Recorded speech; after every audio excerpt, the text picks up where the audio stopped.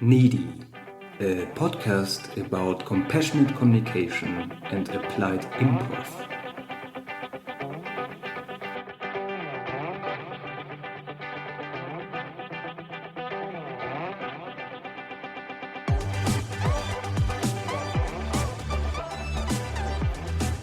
Hello and welcome to the first episode of Needy, a podcast about compassionate communication and applied improv.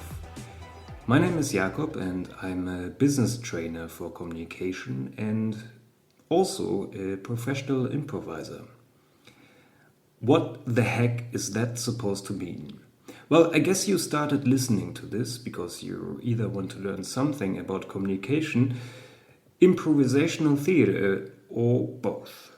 So maybe you want to become a better person, which I can't and will not promise, of course. Maybe you want to sort out some stuff in your private or professional life. I hope this introduction episode will give you an idea what this is all about. Firstly, I will tell you where my motivation for this podcast comes from. Then I will tell you how it will be structured and what you can expect from it. This episode is also about finding out how much time you are willing to invest in this, which ultimately depends on your motivation, of course. So, let me say a few words up front about what I want to achieve with this podcast. And in my own personal development, I had a couple of important sources. One is all this stuff I learned when I studied sociology. Another one was founding a startup. Then, of course, lots of things which don't go on a usual CV, like finding and having a girlfriend, for example, a relationship. However, there are two sources which were quite influential in whatever I did or experienced in the last 10 years. One is Marshall Rosenberg's model of nonviolent communication, and the other is improvisational theater. So let's start with nonviolent communication. 10 years ago, I found a book called Nonviolent Communication in my stepdad's bookshelf, and it was written by Marshall Rosenberg, and it was the beginning of a journey, really. Since then, I'm putting this concept into practice and learning more about it every single day. Well, and I can tell you, although the concept seems easy and plausible at first, it becomes more and more complex with the time. Firstly, there are tons of misinterpretations out there. Some derive from the name nonviolent communication itself. That is why I prefer the term compassionate communication or Rosenberg model. And secondly, no theory or concept comes without flaws. So, especially when you put it into practice. Still, I want to share my learnings with you, and I think the most important idea in Rosenberg's model is to focus on yourself. It is about understanding why we are who we are and why we act in certain ways. Why do we have certain emotional patterns? How can we work with them and maybe change them? The vision of Rosenberg's model is that people communicate and act better with each other. That we learn how to prevent unnecessary conflicts and solve the necessary conflicts in a constructive way. So that we also become more authentic in our daily life, private life, and professional life.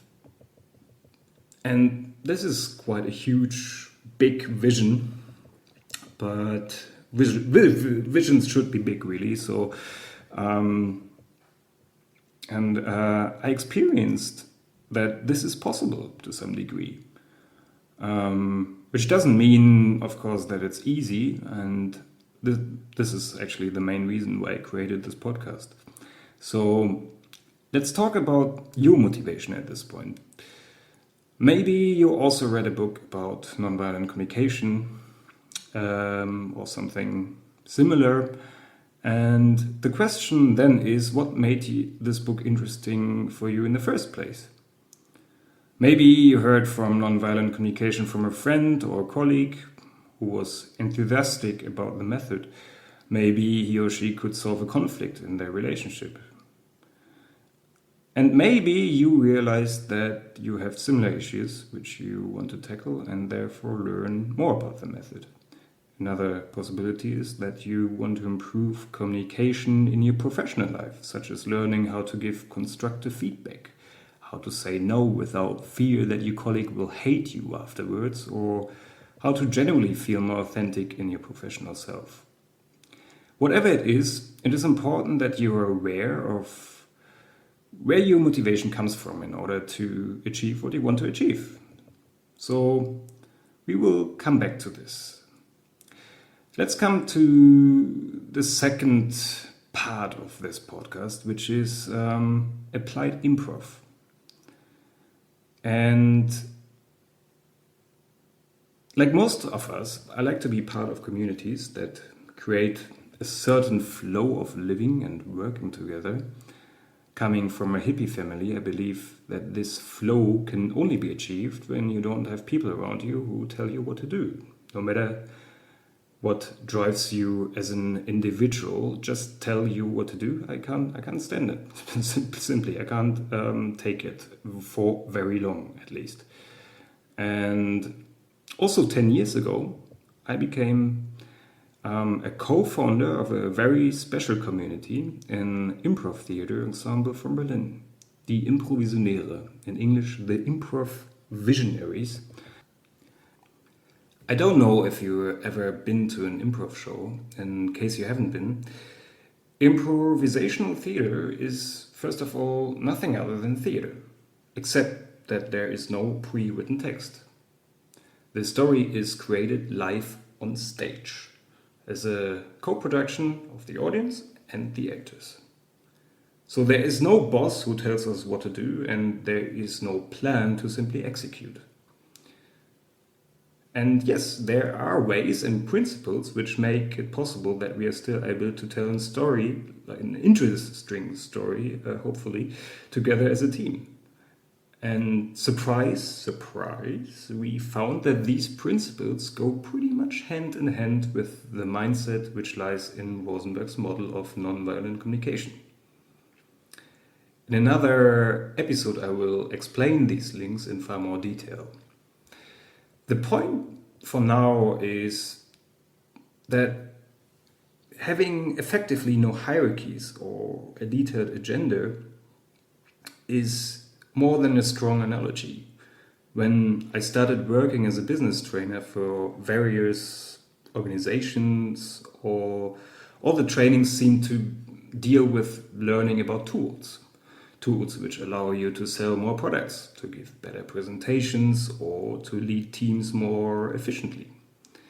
In the last few years, this changed rapidly. More and more clients don't show much interest in learning about new tools, but rather in changing entire cultures and mindsets.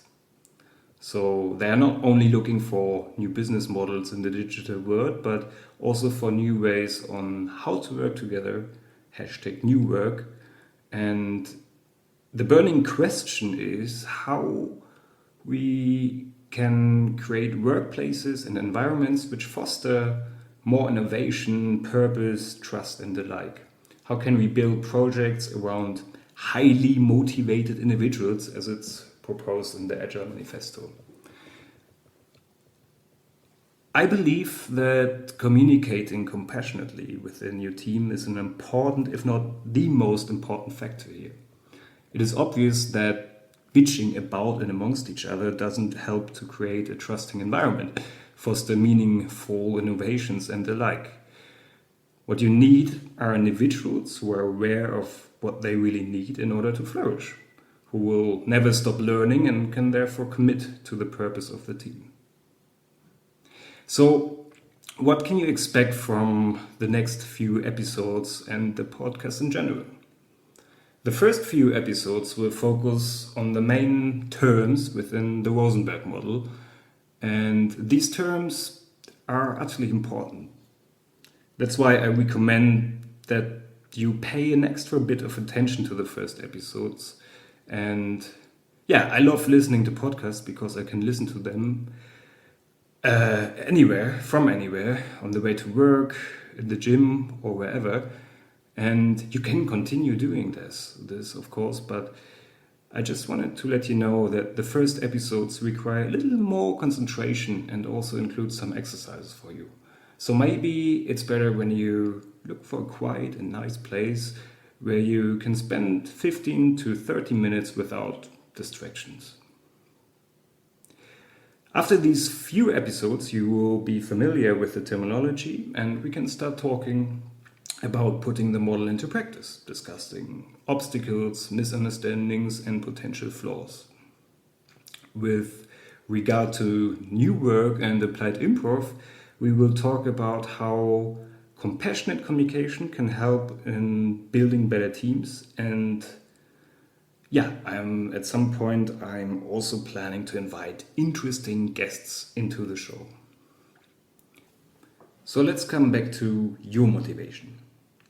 Just stop for a moment and become aware of your motivation to learn more about compassionate communication. If it becomes clearer why you are here and listening to this, it will be also easier for you to make some kind of commitment. At least until you found out that this model is nonsense and you rather want to argue with people and torture them, including yourself. It is important that you commit yourself. And I really mean yourself. It has to come from you, not from me. As soon as you commit to learning something new, you will develop strategies to fulfill the underlying needs, spoiler, which is your motivation in the first place. Only then you're ready to invest your time effectively. And yeah, so really ask yourself what is the best strategy to firstly understand the model and then test it in your everyday life. It could be, for example, that you commit to listen to this podcast once a week and follow the exercises. It could be just that simple. Of course, you can be also more creative about this.